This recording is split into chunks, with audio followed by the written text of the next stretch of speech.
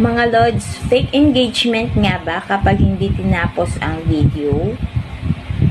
Ganito yon. Kapag sinabi mong nanood ka, tapos nag-react ka, tapos nag-comment ka, tapos hindi naman pala totoo, yun ang fake engagement. Pero kapag tumagal ka sa isang video, kahit 3 seconds lang, ayun, papasok pa rin niya sa 3 second views. Ayan, may engagement dun, guys. Kaya, sana guys, may natutunan kayo for today's video. Yun lamang guys. Damihan po natin ang engagement. Engagement is the key para ma-monetize tayo dito guys. Thank you for watching. Kung bago ka lang sa aking page, paki-follow naman ang aking page guys. Please share this video.